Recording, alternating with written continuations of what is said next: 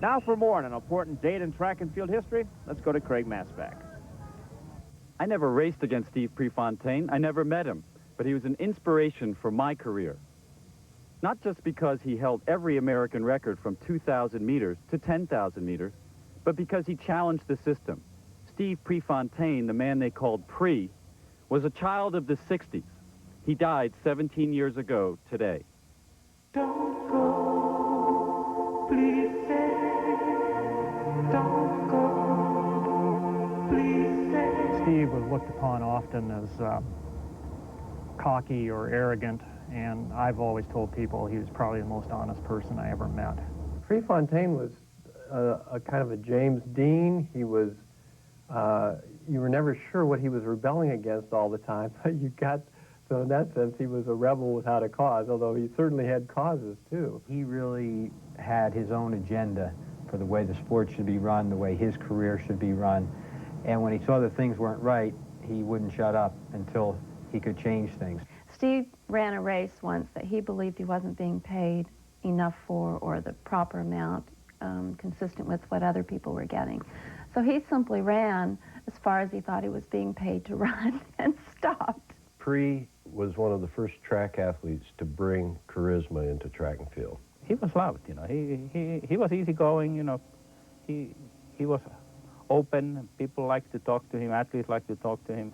He had this tremendous generosity of time that a lot of people didn't know about. They knew of him as a world-class competitor. They didn't know that he spent a lot of time with kids and with older people, helping them set up their training schedules. He worked with prison inmates on training schedules. This is the end, beautiful friend. This is the end. The Eugene meet was really the culmination of a dream for Steve, and ironically, that's the last competition he competed in. The feature was the race between Pre and Shorter, and it was a great race. We ran pretty much together until about a half mile from the finish, and then I think he just pretty much pulled away from me over the last 2 laps and won by 5 or 6 seconds. But at that time, it was the fastest time in the world for a 5,000-meter race. And he had the fans, the stadium was full, and he did his victory lap with the people cheering him. Then all met over at Geoff Hollister's house, where a big party was being thrown for all the athletes who'd participated in the race. We had some vodka, and Steve, he had learned the habit in Finland, you know. You toast like this, you know, put your hands around, and then he said Pohjanmaan kautta, that means bottoms up. I would not characterize him as drunk. I wouldn't characterize myself as drunk. Steve left the house with Nancy Ullman and Frank Shorter between 12 and 12:30. We gave Steve's girlfriend a ride to her house, dropped her off, and then Steve and I went up to an area of Eugene called Hendricks Park, where Kenny Moore lived, and I was staying with Kenny Moore. So I was the last person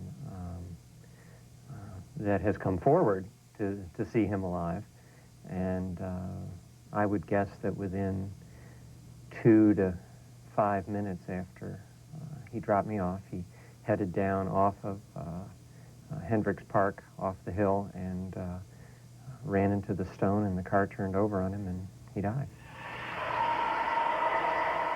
As I rounded the curve, I saw the accident ahead of me in the headlights, and I saw that the car was turned upside down, and upon getting out of my car and approaching it, I saw that a person was pinned underneath. I think over the next several months in Eugene, as this was being investigated, sort of the inside feeling in conclusions were that there was foul play, there was someone else involved in the accident, but there wasn't enough proof to implicate anyone. You can make allegations that you know, his death was caused by some other means in some other manner, but there's no evidence to support that. This has, without a doubt, attracted more notoriety, more attention than any case I've ever been involved in. And In my 26 years at the police department, I've been involved in quite a few. I pinpoint that day as the beginning of the end of my running career, because I never again was as dedicated to running as I was before his death.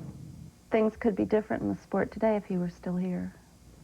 I mean, track and field has suffered over the last 5 or 6 years in this country tremendously, and I think that if Steve were still here, that somehow he would find a way to change that. Got the